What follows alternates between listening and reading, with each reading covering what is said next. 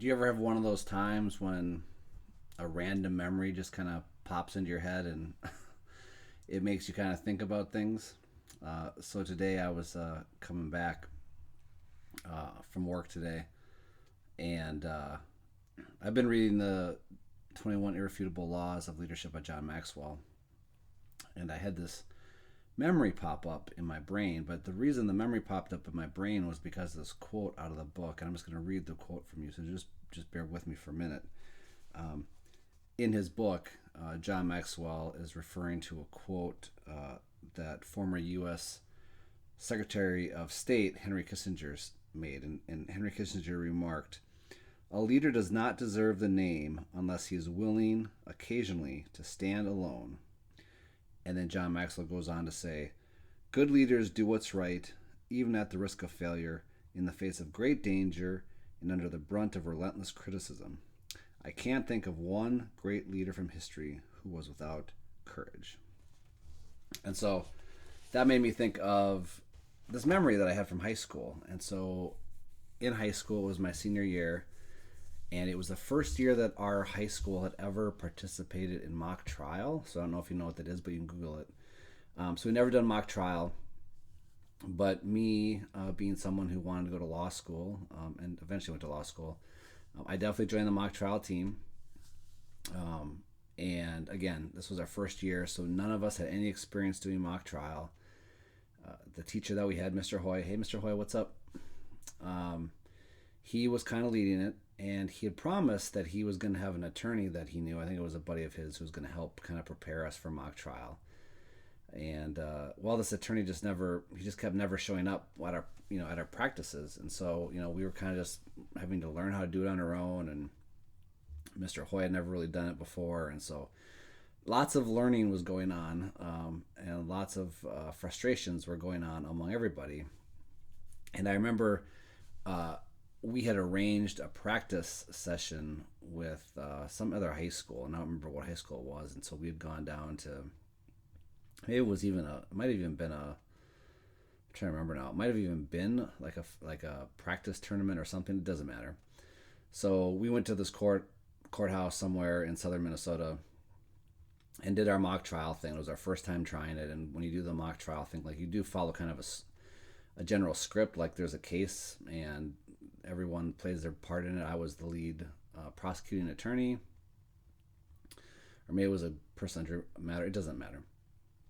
Anyways, we did it. It didn't go well for us. It was actually pretty awful, and pretty much everyone on the team felt like we were not well prepared, and that maybe this wasn't really a good thing for us to do. And so um, that next week at school, the whole mock trial team, there must have been, I don't know, maybe 10 of us total, 8 to 10 of us, somewhere around there. We'd gotten together outside of practice when Mr. Hoy wasn't around to kind of talk about how we felt about where we were at with this mock trial thing. And because this attorney had not really showed up to help us out, we really were feeling kind of lost, and we definitely were feeling dejected after our performance and how it went at the practice that we had. And so, the entire group was like, "Yeah, I think we need to talk to Mr. Hoy and just tell him, what, this isn't working out. We can't, we can't keep doing this if we don't have anyone to guide us. If we don't have an attorney to help us, like, we need someone to provide us some like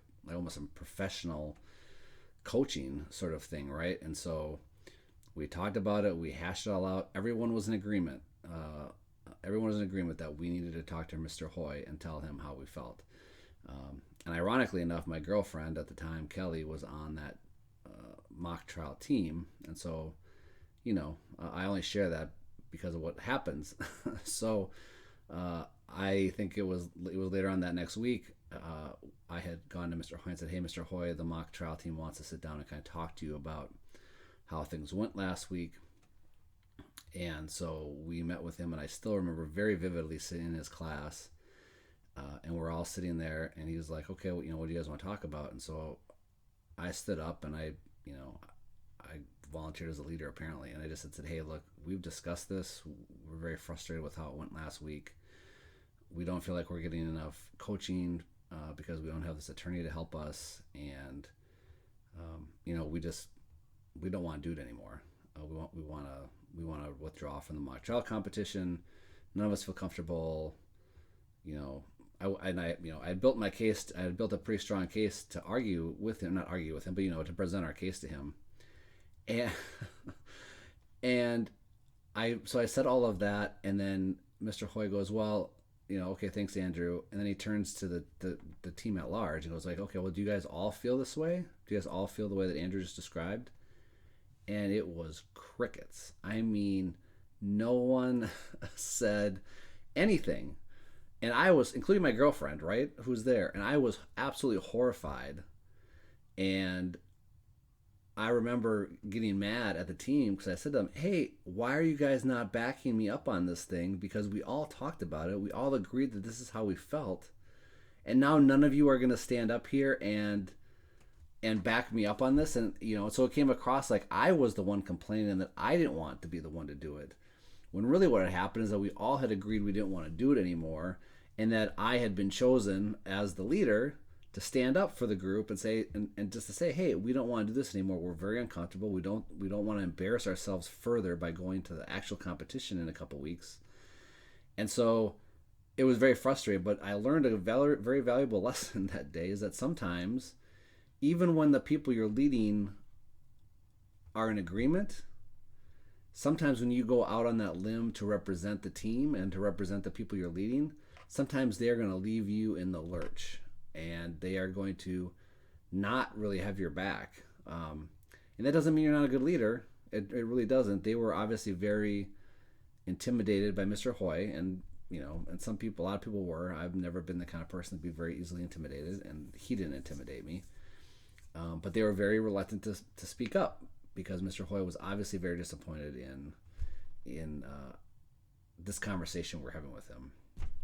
So I definitely learned that sometimes even when you're a leader and you step out and you stand up and you try to lead, it's a very lonely place at times, because the quote I read was that that you're in great danger or great peril. Well, obviously I wasn't in great danger or great peril, but as a high school kid, I was, I felt like my butt was hanging out in the wind because no one was backing me up. But I didn't back down. I could have. I said, oh, no, that's fine. The end result was that, at least because we talked to him about it, he agreed to find another attorney to help us, and that attorney actually bothered to show up, and so he helped us for the last 3 or 4 weeks that we were doing the mock trial practice. So he was able to help us get comfortable with where we were in the process, comfortable enough for us to go to the regionals, or not the regionals, whatever the practice or whatever the mock trial tournament was called back then. Don't have a happy ending for you. We did not advance. Not surprisingly, we didn't advance. Although I think, honestly, thinking back, I think we did a better job than the team that we were up against. I think it was probably a pretty close call, but we felt much better about ourselves, that we had put our best efforts behind it, and that we had done a good job. So just sharing that story with you, because sometimes when you are a leader, it can be lonely, because you are going to have to be the one that's out front, leading the charge, leading the pack, trying to make change, trying to cast vision. And sometimes even when it's a vision that everyone agrees on and it's a path that everyone has agreed on taking, you will still feel like you're alone. So don't let that discourage you from being a leader. Don't let that keep you from doing what you need to do as a leader.